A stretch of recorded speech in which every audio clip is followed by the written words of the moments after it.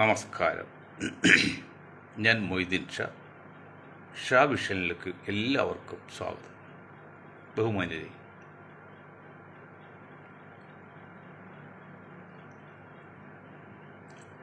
ഞാൻ നേരത്തെ പറഞ്ഞു, ചില സമയങ്ങളിൽ ഞാൻ സർക്കാർ ആശുപത്രി സന്ദർശിക്കാറുണ്ട്.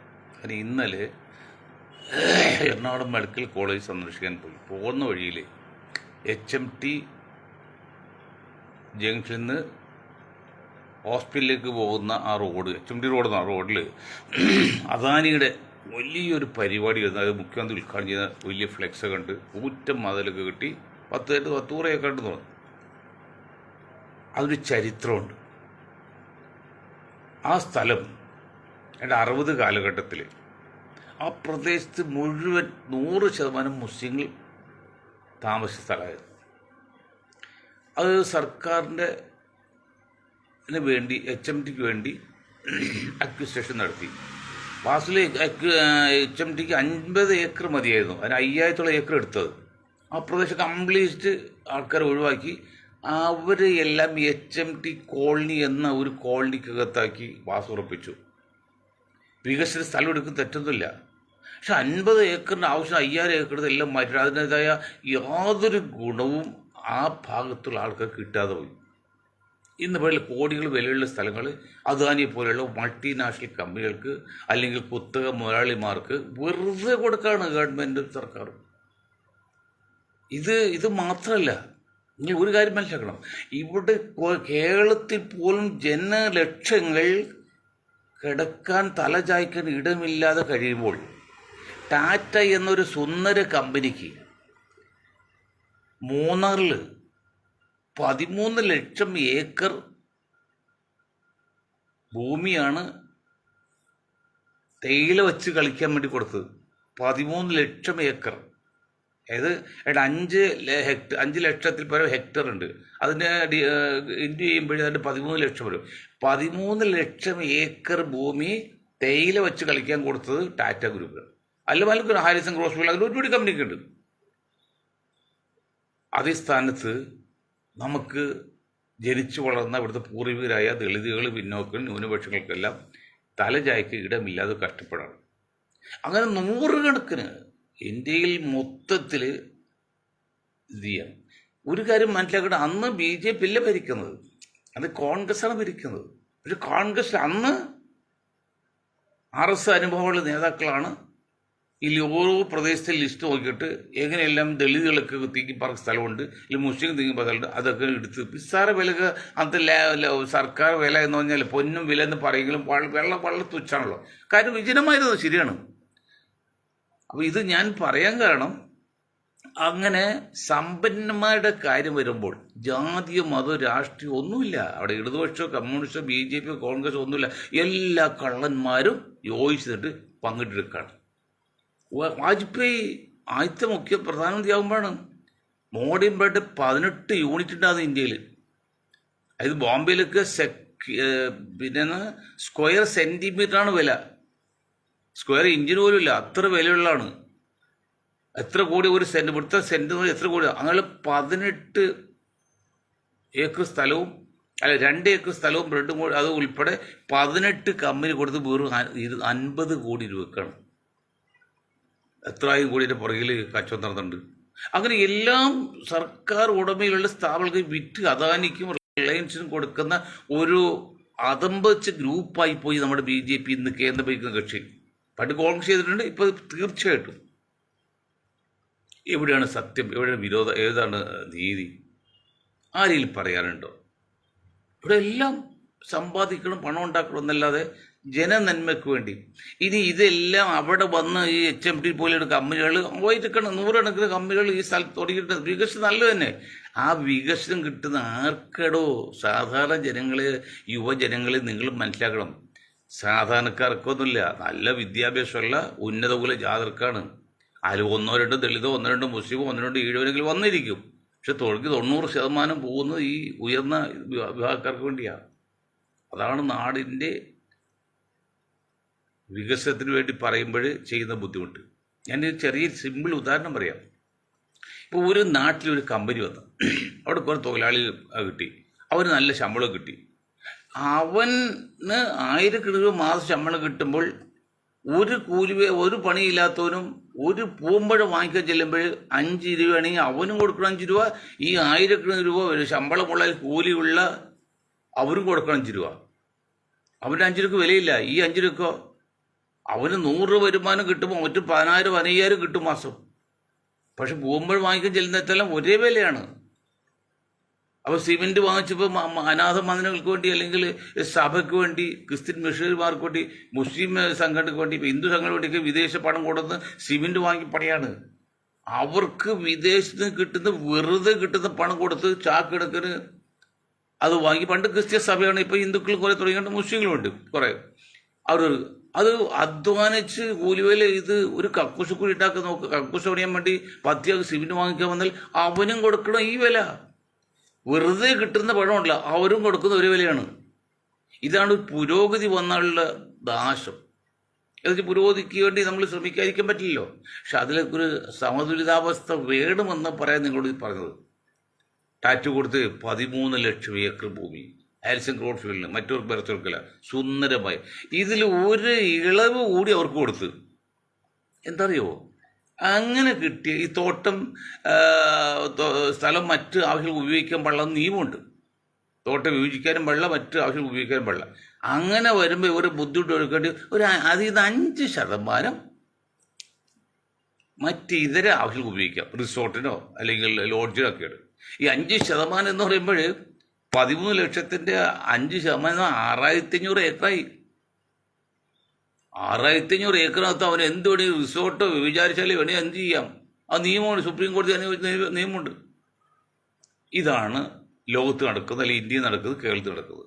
സത്യം നീതിയില്ല, അനാവശ്യമായിട്ട് സാധാരണക്കാർ ബുദ്ധിമുട്ട്. ഈ ഇന്ത്യ ഗവൺമെൻറ് ഇലക്ഷൻ കമ്മീഷൻ വീടില്ലാത്തവർക്ക് വോട്ട് ചെയ്യണ്ടേ? ന്യായമാണ്. വീടില്ലാത്തവർക്ക് വോട്ട് ചെയ്യാൻ വേണ്ടി 000 ഡോർ നമ്പർ വെച്ച് വോട്ട് കൊടുത്തത്. അത് നൂറ്റാണ്ടായിട്ട് പാരമ്പര്യ കഴിയുന്ന ഒരു വിഭാഗത്തിന് അവർ വീട് തല്ലിപ്പൊളിച്ച് അവനെ പുറത്താക്കി അല്ലെങ്കിൽ തടങ്കൽപ്പാളത്തിലാക്കുന്നു. എവിടെയോ നീതി മനസ്സിലാക്കണ്ടേ? ഇന്ന് UP-യിൽ ചില ദർഗകൾ ചെന്ന് തല്ലിപ്പൊളിച്ചാണ് പോലീസ് സാന്നിധ്യത്തിൽ. പോലീസ് ചെല്ലുന്ന അവർക്ക് സംരക്ഷണം കൊടുക്കാൻ വേണ്ടി, അല്ലാതെ പൊളിക്കത് ഇറക്കാൻ വേണ്ടിയില്ല. അത് ഗസയിൽ കണ്ടില്ലേ, കുടിക്കാൻ വെള്ളം കൊടുക്കാതെ പണിയിട്ട് കൊല്ലുന്നു. ഇവിടെ മാനവകുലമേ ലോക ജനതയോട് ചോദിക്കുകയാണ്, ലോക ജനതയിലെ ഭരണാധികൾ ചോദിക്കുകയാണ്, ഇതിനൊക്കെ ഒരു അറുതി വേണ്ടേ? അല്ലെങ്കിൽ നാം മനുഷ്യൻ എന്ന് പറഞ്ഞ അർത്ഥമുണ്ടോ? മനുഷ്യൻ മനോഹരൻ, എത്രയോ നല്ല പദം മനസ്സിൽ തട്ടിക്കൊണ്ട് പറഞ്ഞ് മാക്സിം കോർക്കുക എന്ന് പറയുമ്പോൾ മനുഷ്യൻ നല്ല പദമാണത്, നല്ല രൂപമാണ്. അവനെ മനസ്സിൽ തട്ടിപ്പുണ്ടോണ്ടല്ലേ ഈ ലോകത്ത് നടക്കുന്നത്. ഭക്ഷണം കിട്ടാതെ, ഭക്ഷണം ഇല്ലാത്തതുകൊണ്ടല്ല, കൊടുക്കാതെ, വെള്ളം കൊടുക്കാതെ അതൊരു ആയുധമാക്കി ഇസ്രായേൽ ചെയ്യുന്നു. അതിനെതിരെ ഒരു യൂറോപ്പിൽ നിന്ന് ഒരു ലേഡി, ടൂറിസ്റ്റ് എന്ന ലേഡി ട്രിവാൻഡ്രം വെച്ച് കാല് തെറ്റിയത് വീട്, അതിനെ സഹായിക്കാനും അതിനുവേണ്ടി പറയാനൊക്കെ ആയിട്ട് നമ്മുടെ സിനിമയുടെ മോഹൻലാൽ വലിയ വന്നു. അയ്യോ നല്ല കാര്യം, തെറ്റൊന്നുമില്ല. എന്തടോ ഈ ആയിരക്കണക്കിന് ജനങ്ങളെ, കുഞ്ഞുമക്കളെ, സ്ത്രീകളെ പട്ടികിട്ട് കൊല്ലുമ്പോൾ ഈ സ്നേഹവും സന്തോഷവും ഒക്കെ എവിടെ പോകുന്നു? അവരുടെ ബുദ്ധിയും ചിന്തയും എവിടെയാണ് തടഞ്ഞു വച്ചിരിക്കുന്നത്?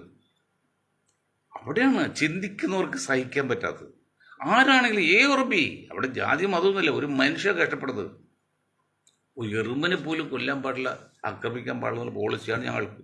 ഇപ്പം ഗാന്ധിജി പറഞ്ഞു, ഒരു റോസാച്ചിൽ നിന്ന് ഒരു പൂ നുള്ളുമ്പോൾ ആ റോസാച്ചിയുടെ ആത്മാവിന് വേദിക്കുമെന്ന് പറയും പോലെ അതേ ചിന്താഗതി വിശ്വാസമാണ് ഞങ്ങളുടെ ഗ്രൂപ്പ് ഞങ്ങൾക്കുള്ളത്. അവിടെ നമ്മൾ ആരും ആക്രമിക്കുകയോ മോശമായിട്ട് വാക്ക് പറയുന്ന പോലും നമുക്ക് ഇഷ്ടമുള്ള കാര്യമല്ല. എന്നാൽ ഇത് പറയുന്നുള്ളൂ. മറ്റൊന്ന് സ്ത്രീ പെൺപാണി വ്യഭിചാരം, ബലാത്സംഗ കേസ്. അന്ന് ഞങ്ങൾ പറഞ്ഞു, ഇത് മനുഷ്യനെ, പ്രത്യേകിച്ച് പുരുഷന്മാരെ പ്രത്യേകിച്ച് ഏതെങ്കിലും കഴിവുള്ള വ്യക്തിത്വങ്ങളെ നശിപ്പിക്കാൻ ഒരൊറ്റ കാര്യം മതി, ഒരു പെണ്ണേഴ്സ് എടുത്തിട്ടാൽ മതി. ഞാൻ പറഞ്ഞ ആൾക്കൂട്ടത്തെ പിരിച്ചുവിടാൻ ഒരു ടിൻ കളക്ഷൻ ഇങ്ങനെ കാണിച്ചതായി അപ്പോൾ ആൾക്കാർ തന്നെ പിരിഞ്ഞു പോകും. ഒരു പേടിയും വേണ്ട, തോക്കും വേണ്ട. ഒരു ഏതൊരു നേതാവിനും ഏതൊരു മാന്യനും കൊച്ചാക്കാൻ ഒരു പെണ്ണ് കേസ് പെണ്ണുങ്ങൾ പറഞ്ഞാൽ കേൾക്കുള്ളൂ. കോടതി എന്തെങ്കിലും പറയുള്ളൂ. ഉമ്മൻചാണ്ടി പോലും തകർത്തല്ലേ ഇപ്പോൾ. പക്ഷെ അവിടെ ഒരു കാര്യമുള്ളത്, ദിലീപിനെ കുറിച്ച് വന്നപ്പോൾ ഞങ്ങൾ പറഞ്ഞു ദിലീപ് അത് ചെയ്തു എന്നും ഞങ്ങൾ പറഞ്ഞില്ല. പക്ഷേ ദിലീപിനെ പോലെ ഒരു നേതാവിനെ അല്ലെങ്കിൽ ഒരു നടനെ അങ്ങനെ ഒരു ആരോപണം വരാൻ പാടില്ല. അവിടെയാണ് വിഷയം. നോട്ട് ദി പോയിന്ന് ജഡ്ജി വക്കീൽ പറയും പോലെ അവിടെയാണ് വിഷയം. അപ്പോൾ രാഹുൽ മാൻകൂട്ടത്തായാലും മറ്റാരായാലും അങ്ങനെ ഒരു ആരോപണം സമൂഹത്തിൽ നിന്നോ വ്യക്തിയിൽ നിന്നോ എനിക്കെതിരോ അല്ലെങ്കിൽ ഞാൻ നിൽക്കുന്ന നേതാക്കളെതിരോ വരാൻ പാടില്ല. അവർ ചെയ്തുള്ളല്ല. അവിടെയാണ് രാഹുൽ പറ്റിയ അപകടം, അവിടെയാണ് ദിലീപ് പറ്റിയ അപകടം. ശ്രദ്ധിക്കേണ്ട കാര്യം. അങ്ങനെ ആ വ്യഭിചാര എന്താണ് പറയുന്നത്, 5, 10, 15, 20 വർഷം കഴിയുമ്പോൾ എന്നെ വ്യഭിചരിക്കുക, എന്നെ ബലാത്സംഗം ചെയ്തെന്ന് പറഞ്ഞ് കേസ് കൊടുക്കുക, കോടതിയെ സപ്പോർട്ട് ചെയ്യുക. സിദ്ദീഖിൻ്റെ കാര്യം പറയാം. സിദ്ദീഖ് നല്ലവനാണെന്ന് നമ്മൾ പറയുന്നില്ല, തെറ്റുണ്ടായിരിക്കുക. പക്ഷേ 25 വർഷം മുമ്പായിട്ടൊരു പെണ്ണ് വിളിക്കുകയാണ്, ചെല്ലുമ്പോൾ ഹോട്ടലിൽ ചെല്ലാണ്. ഒരു സ്ത്രീ ഒരു പുരുഷൻ ഒറ്റ വിളിച്ച് താമസിച്ച റോഡിലേക്ക് കയറി ചെല്ലാതെ പറഞ്ഞാൽ അവളുടെ ആറ്റിറ്റ്യൂഡ് എന്തായിരിക്കും? എന്നിട്ട് പറയാം എന്നെ ബലാത്സംഗം ചെയ്ത് സ്വാഭാവികമായിട്ട് ഒരു ദിവസം, ഒരു പ്രാവശ്യം അല്ലെങ്കിൽ ഒരു ദിവസം അത് കഴിഞ്ഞ് എങ്ങനെ രക്ഷപ്പെടാൻ പറ്റില്ലേ? ഇത് 5, 10, 2, 3 വർഷം കഴിയുമ്പോഴാണ് ബലാത്സംഗ കേസ് കൊടുക്കുന്നത്. അപ്പോൾ അതുകൊണ്ട് അന്ന് ഞങ്ങൾ പറഞ്ഞ് ഇങ്ങനെയുള്ള ആരോപണം വരുമ്പോൾ കോടതി, പോലീസും മാധ്യമങ്ങളും 2-3 കാര്യങ്ങൾ ശ്രദ്ധിക്കാൻ മതി. ഒന്ന്, കോടതിയിൽ നിന്ന് കേസ് തെളിയിച്ച് കുറ്റവാളിയായി എന്ന് പറയുന്നവരെ വാർത്ത കൊടുക്കരുത്. കോടതിക്ക് ഈ കാര്യത്തെക്കുറിച്ച് വരികൾക്കിടയിലൂടെ മനസ്സിലാക്കിയിട്ട് വേണം ഇത് പ്രഖ്യാപിക്കാൻ. പോലീസും അത് തന്നെ ചെയ്യണം. ഇതൊക്കെ ആളെ വീട്ടുകൾ കയറെടുക്കാണ്. ഒരു ബലാത്സംഗ കേസ് വന്നാൽ ഉടനെ പത്ര പോലീസും ഒക്കെ നിൽക്കുകയാണ്. അത് ശരി, അതുകൊണ്ട് തന്നെ ഇപ്പം എന്തായാലും ഒരാൾ കുറച്ച് ഇങ്ങനെ വന്നാൽ കേൾക്കുന്ന പറയാം, അവൻ അതും ചെയ്യാൻ അപ്പം ചെയ്യും. അല്ല, സത്യം അന്വേഷിക്കില്ലല്ലോ. അങ്ങനത്തെ തർക്കമാണ്. അതിനൊക്കെ കാരണം ഇപ്പോഴത്തെ ഇന്ത്യ ഭരിക്കുന്ന കേന്ദ്ര ഗവൺമെൻറ്റും കേരളം ഭരിക്കുന്ന സംസ്ഥാന ഗവൺമെൻറ്റും രണ്ടും ഒന്നിനൊന്ന് പൂരിതമാണ്, ഒന്നിനൊന്ന് ബെറ്ററാണ്. നിങ്ങൾ എന്ത് തെറ്റ് ചെയ്തോ നേരെ CPM ഓഫീസിൽ കയറിച്ചാൽ മതി, അത് തീർത്തി കിട്ടും. നിങ്ങൾ എന്ത് തെറ്റ് ചെയ്തോ BJP ഓഫീസിൽ കയറിച്ചാൽ മതി, അത് പങ്കിട്ട് പ്രശ്നം തീർക്കും. പോലീസിലോ കേസിലോ ഒന്നുമില്ല. അതിനെ ആക്കിയെടുത്ത് ഇതാണ് അതിന് കാരണം. എന്താണ് അടിസ്ഥാന കാരണം? ഇന്ത്യ ഭരിക്കുന്ന അല്ലെങ്കിൽ ഇന്ത്യയുടെ പ്രതിപക്ഷ പാർട്ടിയെ കോൺഗ്രസ് നയിക്കുന്ന മുന്നണിക്കാണ്. ഞാൻ പറഞ്ഞല്ലോ നിങ്ങൾക്ക് ദേഷ്യം വരും. ഇപ്പം രാഹുൽ ഗാന്ധി കൊണ്ടുകൊണ്ട് രണ്ട് തെറ്റുണ്ട്. ഈ രാഹുൽ നമ്മൾ രാഹുൽ ഗാന്ധി തരും. ഇത് രാഹുൽ മാങ്കോട്ടത്തിലെ കാര്യമാണ്. ഇപ്പോൾ പറഞ്ഞ രാഹുൽ ഗാന്ധിയുടെ കാര്യമാണ്. രാഹുൽ ഗാന്ധിയുടെ ബീഹാർ യാത്ര കലക്കാണ്. യുവജനങ്ങൾ, കാരണം ബീഹാർ 10, 20, 28 മറ്റ് സംസ്ഥാനങ്ങളുണ്ടെങ്കിലും ബീഹാറിൽ നിന്നാണ് എന്തൊരു മാതൃക. അടിയന്തരാവസ്ഥയിൽ ഇന്ദിരാഗാന്ധിയെ താഴെ ഇറക്കിയതും, അടിയന്തരാവസ്ഥ ഹോട്ടലിൽ താഴെ ഇറക്കിയതും, പിന്നെ മറ്റു പല സംഭവങ്ങളുടെ ഉറവിടം ബീഹാറാണ്. UP-ക്കാൾ സോഷ്യലിസ്റ്റുകൾ അധിവസിച്ച ഭൂമിയാണ്. ബുദ്ധഗയ എന്ന് പറഞ്ഞത് ബുദ്ധദേവൻ്റെ നാട് കൂടിയാണല്ലോ ബീഹാർ. ആ ബീഹാർ ഇളകി മറിഞ്ഞുകൊണ്ടിരിക്കുകയാണ്. അത് രാഹുൽ ഗാന്ധിക്കും പിന്നെ തേജസ്വി യാദവിനൊക്കെ സപ്പോർട്ടോട്ട് കോടികൾ ഇറങ്ങാണ്. അതിൽ BJP ഉരുണ്ട് കളിക്കുകയാണ്. BJPക്ക് വലിയ പ്രതിസന്ധി ഉണ്ടായിട്ടുണ്ട്. BJPയിൽ ഈ ഭൂമി സൂര്യന് ചുറ്റും കറങ്ങുന്നില്ല. ഭൂമി സൂര്യന് ചുറ്റും കറങ്ങുന്നതിനൊപ്പം തന്നെ ഭൂമി സ്വയം കറങ്ങുന്ന, അങ്ങനെയാണ് നമ്മൾ വിശ്വസിക്കുന്നത്.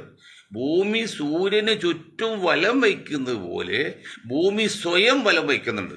അതാണ് ദിനങ്ങൾ കൊല്ലമാകുന്നത്, ദിവസങ്ങൾ കൊല്ലമാകുന്നത്. അതുപോലെ RSS-ഉള്ളിൽ ഈ BJP-ക്കുള്ളിൽ അവരെ മോടിയെടുക്കാൻ വേണ്ടി അതിനകത്ത് തന്നെ വലിയ കൂടാലോ വലിയൊരു തർക്കം നടക്കുന്നുണ്ട്. അതുകൂടെ പുറത്തുള്ള ഇതും. ഇനി കോൺഗ്രസ്സുകാരോട് പറയാനുള്ള കാര്യം, അത് രാഹുൽ ഗാന്ധിയോട് പറയാനുള്ള കാര്യം, തേജസ്വി യാദവോട് പറയാനുള്ളത്, മുലായത്തിൻ്റെ മകനോട് പറയാനുള്ള കാരണം, അഖിലേഷ് യാദവോട് പറയാനുള്ള കാരണം എന്താ കാര്യം അറിയുമോ? ഇലക്ഷൻ ജയിക്കാൻ ആൾക്കൂട്ടം പോരാ. പാർട്ടിയുടെ പ്രചരണത്തിന് ഒരു ആൾക്കൂട്ടം ഉണ്ടാക്കാം, കുഴപ്പമില്ല. പക്ഷെ ഇലക്ഷൻ ജയിക്കാൻ ആൾക്കൂട്ടം പോരാ. പിന്നെ എന്താ വേണ്ട? ശരിക്ക് കേട്ട് പഠിക്കുക. ഈ ജാഥ അയച്ച ആൾക്കൂട്ടം ഉണ്ടാക്കുന്ന വിഡ്ഢികളോട് പറയാണ്, കേട്ട് മനസ്സിലാക്കുക. ഇലക്ഷൻ ജയിക്കണമെങ്കിൽ വോട്ട് കിട്ടിയിട്ട് ഏത് ഒരു വോട്ടിലും കൂടുതൽ കിട്ടുന്ന സ്ഥാനാർത്ഥിക്കാണ് ജയം. അവിടെയാണ് വിജയം. നിങ്ങൾ 10,000 ആൾ കൂടി ജാഥ അയച്ചു, ലക്ഷം ആൾക്കാരുണ്ട്. കഴിഞ്ഞ പാർലമെന്റ് ഇലക്ഷനിൽ രാഹുൽ ഗാന്ധിയുടെ യോഗങ്ങളിലും ഇരിക്കാൻ സ്ഥലമുണ്ടായില്ല, കസേര പോയിട്ട് സ്ഥലമുണ്ടായത്, അത്ര പ്രചരണമായത്. പക്ഷെ വോട്ട് തന്നെ കിടക്കുക. അത് പിന്നെ വോട്ട് തട്ടിപ്പാണെന്നുള്ള ഒരു വശം. അത് മാത്രമല്ല, ആ വന്നവർക്കെല്ലാം വോട്ടെണ്ണ നോക്കിയോ? വോട്ടുണ്ടെങ്കിൽ അവരെ കൊണ്ട് ബൂത്തിക്കൊണ്ട് വോട്ട് രേഖപ്പെടുത്തണ്ടേ? വോട്ട് രേഖപ്പെടുത്തിയാൽ ആ വോട്ട് അവിടെ എൻ്റർ ചെയ്യണ്ടേ? രേഖപ്പെടുത്തിയത് അവിടെ കാണുക. അങ്ങനെ വോട്ട് എണ്ണുമ്പോഴും ഉണ്ടെങ്കിലേ ഫലമുള്ളൂ. പരീക്ഷയ്ക്ക് എഴുതാത്തൊരു കുട്ടി എങ്ങനെയാണ് ജയിക്കുന്നത്? അത് പരീക്ഷ എഴുതണം, ക്രമ നമ്പർ. ഇത് പരീക്ഷ എഴുതാൻ പറ്റാത്ത അവസ്ഥയിലാണെങ്കിൽ എത്ര പഠിച്ചിട്ട് കാര്യമുണ്ടോ? BJP ചെയ്യുന്നത്, അവർക്ക് ഒരു മണ്ഡലത്തിൽ 2000 വോട്ടിൻ്റെ ഷോർട്ടേജ് ഉണ്ടെന്ന് മനസ്സിലാക്കിയാൽ ആ 2000 വോട്ട് എങ്ങനെ എടുക്കാൻ നോക്കിയിട്ട് അത് ആളെ ചേർത്ത് അവർക്ക് വോട്ട് ചെയ്യിച്ചുമാണ് നോക്കുന്നത്. എത്ര മണ്ഡലം വേണം നമുക്ക് ജയിക്കാൻ? ഇപ്പോൾ ഇന്ത്യയെ സംബന്ധിച്ചാണെങ്കിൽ 541 പകുതി 271, അങ്ങനെ 72, അല്ലാതെ 300-400 സീറ്റ് എടുക്കാൻ വേണ്ട. ആ 270 സീറ്റ് എങ്ങനെ ഉണ്ടാക്കാം? അങ്ങനെ ശ്രദ്ധിക്കുക. നമ്മുടെ കോൺഗ്രസ് സംസ്കാരമോ ആൾക്കൂട്ടുണ്ടാക്കുക. രാഹുൽ ഗാന്ധിയൊക്കെ പ്രിയങ്ക ഒരു ആൾക്കൂട്ടുണ്ടാക്കുക. ആൾക്കൂട്ട് ഒരിക്കലും വോട്ടാവില്ലെന്ന് മനസ്സിലാക്കുക. ഈ മണ്ടന്മാരുടെ എന്നാ പറയാ? 2-3 ആൾക്കൂട്ട് ജാഥ നടത്തിയില്ല, ഞാൻ പറഞ്ഞല്ലോ. അതിന് ഭരണം കിട്ടിയോ?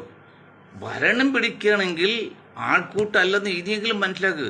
ഞാൻ പറയുന്ന ആൾക്കൂട്ടം ചെയ്യേണ്ടതല്ല. ആൾക്കൂട്ടം ജാഥ നടത്തി ആൾക്കൂട്ടം ഉണ്ടാക്കുന്ന ആരെ പണിയാരോ? കഴിവ് കെട്ടവൻ്റെയും വിഡ്ഢികളുടെയും മണ്ടന്മാരുടെയും വഴിയാണ്. ബുദ്ധിയുള്ളവരെന്ന് അറിയോ? കൂടുതൽ കുട്ടികളുടെ തള്ള ആഴത്തിൽ ചികയുന്ന പോലെ, കോഴിയുടെ കാര്യം പറയുക ചെയ്യുന്ന പോലെ ബുദ്ധിയുള്ളവരോ ആ മണ്ഡലത്തിൽ നിങ്ങൾ ജയിച്ചെടുക്കാം. അതാ നോക്കുന്നത്. ഇപ്പം രാഹുൽ ഗാന്ധി അതിനു മുമ്പ് 5000-10,000 കോടി മുടക്കി ജാഥ നടത്തി. ഇപ്പോൾ ജാഥ നടത്തും. ആ പൈസയൊക്കെ ഉണ്ടെങ്കിൽ ബീഹാറിൽ ബൂത്തുകൾ കണ്ട് ബൂത്തിൽ വോട്ടുണ്ടോ നോക്കി ആ വോട്ട് കൊണ്ട് വോട്ട് ചെയ്യാനുള്ള സംവിധാനം ഉണ്ടാക്കുകയാണ്.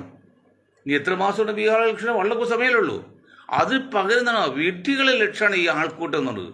മണ്ടന്മാരുടെയും കഴിവിട്ടവരെയും പറഞ്ഞ് പലരും വിചാരിക്കുമല്ലോ, അയ്യോ രാഹുൽ ഗാന്ധി ദൈവമാണ്. ആയിക്കോട്ടെ, ഞാൻ കുഴപ്പമൊന്നുമില്ല, രാഹുൽ എല്ലാം വോട്ട് ചെയ്യാണ്. പക്ഷെ അവിടെ ചിന്തിക്കേണ്ട കാര്യം, ആൾക്കൂട്ടം ഒരിക്കലും തെരഞ്ഞെടുപ്പിൽ വിജയത്തിന് അടിസ്ഥാനമായിരിക്കാം. പക്ഷെ അത് വിജയത്തിന് സാധ്യമാവില്ല. വിജയിക്കണമെങ്കിൽ പരമാവധി വോട്ടർമാരുണ്ടാക്കണം. ആ വോട്ട് കൊണ്ട് ഈ വോട്ട് ചെയ്യിച്ച് രേഖപ്പെടുത്താനുള്ള സംവിധാനം ഉണ്ടാക്കണം. ആ വോട്ട് എണ്ണുന്നവരെ കാത്തിരിക്കണം. എണ്ണി ഫലം പ്രഖ്യാപിക്കുന്നവരെയും അവിടെ നിന്ന് ബൂത്ത് ഏജന്റുമാരും അല്ലെങ്കിൽ പാർട്ടി നേതാക്കളും മാറരുത്. പ്രത്യേകിച്ച് ഇന്ത്യ പോലെ അത്ര തട്ടിപ്പ് നടക്കുന്നത്, ഇലക്ഷൻ കമ്മീഷൻ ഉൾപ്പെടെ. വിലയേറിയ സമയമാണ്. ബീഹാറിൽ പോയി ഇപ്പോൾ പറന്ന് ആൾക്കൂട്ടം ഉണ്ടാക്കുന്നത്. ആൾക്കൂട്ടം രാഹുൽ ഗാന്ധിയെ കാണാനോ അല്ലെങ്കിൽ സന്നാഹം വരുമ്പോൾ പ്രത്യേക ഗ്രാമത്തിൽ ആൾക്കാർ വരുന്നതിനോ ആൾക്കൂട്ടം തെറ്റില്ല. അതുകൊണ്ട് മാത്രം ആകില്ലെന്ന് പറയുന്നത്. പിന്നെ എന്താണ് ചെയ്യേണ്ടത്? വോട്ടേഴ്സ് ലിസ്റ്റ് പേരിട്ട് നോക്കണം. പേരില്ലെങ്കിൽ ചേർക്കാൻ നോക്കണം. കള്ളവോട്ട് ചേർത്തിട്ട് നോക്കണം. കള്ളവോട്ട് ചേർത്തിട്ട് അത് തട്ടിക്കളയണം. അങ്ങനെ പതിരും കല്ലും മാറ്റി നെല്ല് മാത്രമാക്കണം. അങ്ങനെ തിരിഞ്ഞു കിട്ടുന്ന നെല്ല് കൊണ്ടുപോയി, വോട്ടറാകുന്ന നെല്ല് കൊണ്ടുപോയി ബൂത്തിൽ കൊണ്ടുപോയി വോട്ട് അടയാളപ്പെടുത്തി അത് അസാധുവായില്ല എന്നും ബോധ്യമാക്കിക്കൊണ്ട് അത് വോട്ട് എണ്ണുന്നവരും കാവലിരിക്കണം. പ്രഖ്യാപനം കഴിഞ്ഞാൽ ഓക്കെ, പിന്നെ സാരമില്ല. അതാണോ കോൺഗ്രസ് ചെയ്യുന്നത്? രാഹുൽ ഗാന്ധി പ്രിയങ്ക അതാണ് ചെയ്തത്. പണ്ട് രാഹുൽ ഗാന്ധി, രാജീവ് ഗാന്ധി, ഇന്ദിരാഗാന്ധിയൊക്കെ ആൾക്കുണ്ടാക്കി. അന്ന് ഇതുപോലെ സിസ്റ്റമൊന്നുമില്ല. ഇത്തരം ഒരു എതിർ സ്ഥാനാർത്ഥികളൊന്നും ഇല്ല ഇന്ത്യയിൽ. കോൺഗ്രസ് എതിരായിട്ട് വളരെ കുറച്ചല്ലേ ശക്തി. അതുകൊണ്ട് അതൊക്കെ മതി. ഇപ്പോൾ 10,000 പേര് ആൾക്കൂട്ടുണ്ടെങ്കിൽ അയാൾ 1000 വോട്ട് ചെയ്താലും ചിലപ്പോൾ ജയിച്ചിരിക്കും. ഇതല്ല, ശക്തമാണ് പ്രതിപക്ഷം എന്ന് പറഞ്ഞാൽ ഇന്നത്തെ കോൺഗ്രസിന്റെ പ്രതിപക്ഷം, ഇന്നത്തെ ഭരണപക്ഷം. അവർ ശക്തരാണ്. അവർ വളരെ മനഃശാസ്ത്രപരമാണ്, ഫിലോസഫിക്കലാണ്, ശാസ്ത്രീയമാണ് ഒരു പ്രവർത്തനം. തെറ്റായാലും ശരിയായാലും വിജയിക്കാൻ വേണ്ടി അവർ എന്ത് തട്ടിപ്പും ചെയ്യും. അങ്ങനെയുള്ള BJPയുടെ മുൻപിൽ, സംഘപരിവാറിന്റെ മുമ്പിൽ കോൺഗ്രസും ഇന്നത്തെ കോൺഗ്രസ് നയിക്കുന്ന പ്രതിപക്ഷ മുന്നണിയും ഇതുപോലെ ആൾക്കൂട്ടം നടത്താണോ വേണ്ടതെന്ന് ബുദ്ധിയുണ്ടെങ്കിൽ, എന്തെങ്കിലും ദീർഘവീക്ഷമുണ്ട രാഷ്ട്രീയക്കാരുണ്ടെങ്കിൽ ചിന്തിക്കണം. ഞാൻ വീണ്ടും പറയാണ്, രാഹുൽ ഗാന്ധിയുടെ പദയാത്ര അല്ലെങ്കിൽ ആൾക്കൂട്ട യാത്ര ഒന്നും തെറ്റാതൊരിക്കലും ഞാൻ പറയുന്നില്ല. പക്ഷെ അതുകൊണ്ട് മാത്രം തെരഞ്ഞെടുപ്പിൽ ജയിക്കണമെന്നില്ല. അതാണ് പോയിന്റ്. നോർത്തിൽ പോയത് വക്കീൽ പറയ പോലെ അതാണ് പോയിന്റ്. ഞാൻ ഇന്നലെ പറഞ്ഞല്ലോ, ഈ 20% വരുന്ന ഒരു വർഗം ഈ കോൺഗ്രസ് സപ്പോർട്ട് ചെയ്തിട്ട് കോൺഗ്രസ് എന്താണ് അവർക്കൊരു പരിഗണന കൊടുക്കുന്നത്? എവിടെയെങ്കിലും പരിഗണിക്കുന്നുണ്ടോ? അത് 2% ഉള്ള പട്ടികവർഗം, 10% പട്ടികജാതി, പട്ടികവർഗത്തിൽ ഒരു പെൺകുട്ടി കൊണ്ട് ഡൽഹിയിൽ നിന്ന് കെട്ടിയിറക്കി കൊണ്ടുവന്നല്ലോ. ആദ്യ പ്രാവശ്യം എങ്ങനെയോ ഒലക്ക വീണ് ചത്ത കോഴിയുടെ ചാറ് കൂട്ടാൻ ചക്ക വീണ് മൊയിൽ ചത്തോണ പോലെ ഒരുക്കി അവരെങ്ങനെയോ ജയിച്ചു. രണ്ടാമതും ജയിക്കാൻ പറ്റുമോ? അവർ പ്രവൃത്തി കയ്യിൽ ഇപ്പോൾ മോശമായിട്ട്. കാരണം യാതൊരു പാരമ്പര്യം ഇല്ലാത്ത അല്ലെങ്കിൽ പരിചയമില്ലാത്ത പുതുമകൾ കൊണ്ടാണ് ഇറക്കാണ്. അതിന് പരിചയമുള്ള എത്രയോ ആദിവാസി എന്ന് വെച്ചാൽ ആദിവാസി വോട്ടർ സ്ഥാനാർത്ഥികളുണ്ട് പാർട്ടി കോൺഗ്രസ്. ആ ഡൽഹിയിൽ നിന്ന് കൊണ്ട് ആ പെൺകുട്ടി, ആ ചെറുപ്പക്കാരി പെൺകുട്ടി, അവരെന്നിട്ട് അവസാനം എന്താണ് BJP സപ്പോർട്ട് ചെയ്തിരിക്കുന്ന, അല്ലെങ്കിൽ സംഘപരിവാർ സപ്പോർട്ട് ചെയ്യുന്ന ആർക്ക് വേണ്ടി വാദിച്ചു?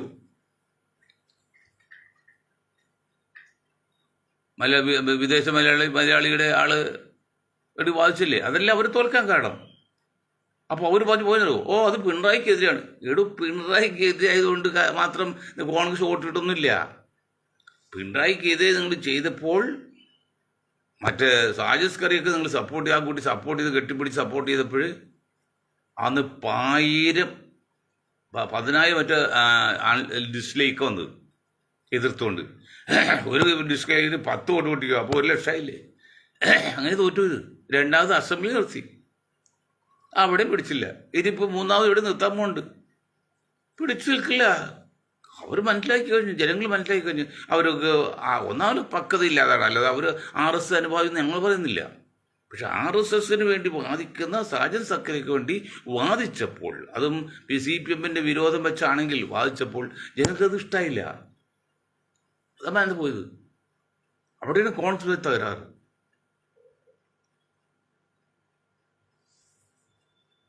രാഹുൽ മാങ്കൂട്ടത്തിൽ അത് മറിച്ചത്. പിന്നെ ഇവിടെ വേറൊരു കാര്യം പറഞ്ഞത് സതീഷ് ആൾ കുശാഗ്ര ബുദ്ധിയാണ്. സതീഷ് ദാരിദ്ര്യമോ പുതുമുകൾക്ക് അവസരം കൊടുത്ത് എൻ്റെ ചോട്ടിൽ നിൽക്കുന്ന കുറേ ശില്പത്തിൽ വേണം, എൻ്റെ ഒപ്പം വരാൻ പാടില്ല, എൻ്റെ മുകളിൽ പോകാൻ പാടില്ല. ഇന്ന് ഒരുത്തൻ എന്നെ വിളിച്ചു പറഞ്ഞറിയോ, ഒരാൾ വിളിച്ചിട്ട് എൻ്റെ ഈ സതീശൻ നിങ്ങൾ പുകഴ്ത്തി പോയിട്ടുള്ളൂ. സതീശൻ പിണറായിയേക്കാൾ മോശമാണ്, ഏകാധിപത്യം ഫാസിസ്റ്റാവും അധികാരം വരുമ്പോൾ. കാണുന്ന ഇതല്ലേ അൻവറിൻ്റെ കാര്യത്തിലെത്തി എടുത്ത തീരുമാനം. 40% മുസ്ലിങ്ങളുടെ ആ വിഭാഗത്ത് പുറത്തു വന്നിട്ട് ഈ സതീശനെ തെറ്റുണ്ടാക്കിയില്ലെന്ന് പറയുന്നില്ല, അത് കാണിച്ച് മണ്ടത്തര. ഈ സതീശൻ എടുത്ത അനുകൂലമായ തീരുമാനം ആ സമുദായത്തിനോ അല്ലെങ്കിൽ ആ വിഭാഗത്തിനോ അനുകൂലമാണോ? അല്ല. മുസ്ലിം ലീഗ് പറഞ്ഞിട്ട് പോലും അയാൾ സമ്മതിച്ചോ? അപ്പോൾ എന്താ കാര്യം? അയാൾ RSSനെ കൂടി എതിർത്താ പറഞ്ഞത്. പിണറായി വിജയനെ എതിർത്ത ഒപ്പം തന്നെ RSSനെ എതിർത്ത്, പേര് പറഞ്ഞ് എതിർത്ത്, പിന്നെ സതീഷിനെ എതിർത്ത്. അത് പറ്റൂല. ഇവരെല്ലാം ഒരു പരിധി കഴിഞ്ഞാൽ ആ സംഘിലേക്ക്, ആ ഉറവിടത്തിലേക്ക് പോകും. പ്രത്യേകിച്ച് സവർണ വിഭാഗം ഇന്ത്യയിലെ, കേരളത്തിൽ പോലും നല്ലൊരു ശതമാനം സംഘ അനുഭാവികളാണ്. കാരണം അത് മറ്റു ചില കാര്യങ്ങളാണ്. ഇപ്പം നമ്മുടെ ഒരു കാര്യം ഇപ്പം ഞാൻ നിർത്താം. നമ്മുടെ സെയിംസ് കുമാറിനെ UDF കൊണ്ടുവന്ന് പറഞ്ഞ് ഹരിപ്പാട് MLA മറ്റേ ചെന്നിത്തല സംസാരിച്ചു. ആ സംസാരിച്ചപ്പോഴല്ലോ അതപ്പം തന്നെ എതിർ പറഞ്ഞുകൊണ്ട് ചില ഷോട്ടെ കൊണ്ട് പറയിപ്പിച്ചു. ആരാണ് പറയിപ്പിച്ചത്? കാരണം സുമാൻ ഒരു ചാൻസ് ഇല്ല, ഒരാളില്ലേ. അവർ RJDയിലാണ്. ഇപ്പോൾ RJDക്ക് കുറേ പ്രവർത്തകരുണ്ട്, എനിക്കറിയാം. ഞാൻ RJD കേരളത്തിൽ ആദ്യത്തെ പ്രസിഡന്റായി, സംസ്ഥാന പ്രസിഡന്റായിരുന്നു. എനിക്കറിയാം RJD കേരളത്തിൽ എവിടെയെല്ലാം പേരുണ്ട്. അതിന് പാർട്ടി വളർന്നുണ്ട്. അതുകൂടാതെ അദ്ദേഹത്തിന് സുമാൻ്റെ പാർട്ടിയുണ്ട്, സോഷ്യലിസ്റ്റ് പാർട്ടി വീരേന്ദ്രകുമാറിൻ്റെ. എങ്ങനെ വന്നാലും ഒരു 2 ലക്ഷം വോട്ടുകൾ ഉണ്ടാവില്ല കേരളത്തിൽ മൊത്തത്തിൽ. ഈ രണ്ടും കൂടി ചേരുമ്പോൾ 2 ലക്ഷം വോട്ട് പല മേഖലയാണ്, ഒരു വിലയില്ലേ. 2 ലക്ഷം വോട്ട് ഒരു മണ്ഡലത്തിലാണെങ്കിൽ രക്ഷയില്ല. കാരണം ആ മണ്ഡലം ജയിക്കാറ്റുള്ളൂ. പല സ്ഥലത്താകുമ്പോൾ 10, 100, 500 ഒക്കെ ഉണ്ടെങ്കിൽ ഗുണമല്ലേ. എന്നിട്ടായി പുള്ളി എടുക്കാൻ പറ്റില്ല. അങ്ങനെ പുള്ളി എടുക്കാൻ പറ്റില്ലെങ്കിൽ മറ്റ് പാർട്ടി, ഇതൊക്കെ ഒരാൾ പോലും ഇല്ലാത്ത പാർട്ടി വന്നിട്ട് അവർക്ക് സീറ്റ് കൊടുക്കണമല്ലോ. എത്ര സീറ്റുകൾ കോൺഗ്രസ് കൊടുക്കാൻ പോകുന്നു? പിഷാരി ഉൾപ്പെടെ നമ്മുടെ മറ്റേ നമ്പ്യാർ വാര്യർ ഉൾപ്പെടെ, അതൊക്കെ മനസ്സിലാക്കണ്ടേ? അപ്പം അതുകൊണ്ട് കോൺഗ്രസ് കേരളത്തിലായാലും ദേശീയ ലെവലിലായാലും നിങ്ങൾ മനസ്സിലാക്കേണ്ട കാര്യം, ആൾക്കൂട്ടം കൊണ്ട് വോട്ട് കിട്ടുമെന്ന് വിചാരിക്കരുത്. ആൾക്കൂട്ടമൊക്കെ ഉണ്ടാക്കിയാലും കുഴപ്പമില്ല. ആ എഫേർട്സ്, ആ അധ്വാനം, ആ സാമ്പത്തിക ബുദ്ധിമുട്ട്, ആ ചെലവ്, അതെല്ലാം ഒരുമിച്ച് ബൂത്ത് അടിസ്ഥാനത്തിൽ വോട്ടേഴ്സ് ലിസ്റ്റ് പേര് ചേർത്തിട്ട് കള്ള വോട്ടടിക്കുക, അവരെ മാറ്റിക്കളയണം, വോട്ടില്ലാത്ത ചേർക്കണം, അവരെ ഇലക്ഷൻ സമയത്ത് കൊണ്ട് വോട്ട് ചെയ്യണം. അതിന് വേണ്ടിയാണ് ഈ പണമൊക്കെ മുടക്കിയതെങ്കിൽ ഓരോ മണ്ഡലവും നമുക്ക് സുരക്ഷിതമായിരുന്നു. ബീഹാറിനെ പോലുള്ള വിദ്യാഭ്യാസം കുറഞ്ഞ, സാമ്പത്തികം കുറഞ്ഞ സാധാരണക്കാരുള്ള ആവേശം വികാരം ഉണ്ട്, കാര്യമുണ്ട്. ആവേശം വികാരം ഒരാൾ ജയിപ്പിക്കില്ല. ആൾക്കൂട്ടം ഉണ്ടായി പോയി, എത്ര കോടി മുടക്കേണ്ടപ്പോൾ അതിനേക്കാൾ നല്ലത് അവിടെ ബൂത്ത് അഖിലേഷ് യാദവ് വിളിച്ച് ബൂത്ത് അടിസ്ഥാനത്തിൽ പ്രവർത്തിക്കുകയാണെങ്കിൽ എത്ര നേട്ടമായിരുന്നു എന്ന് പറഞ്ഞുകൊണ്ട് ഞാൻ എൻ്റെ വാക്കിൽ നിർത്താൻ നിങ്ങൾക്ക് ഒരായി നന്ദി ചെയ്യുന്നു.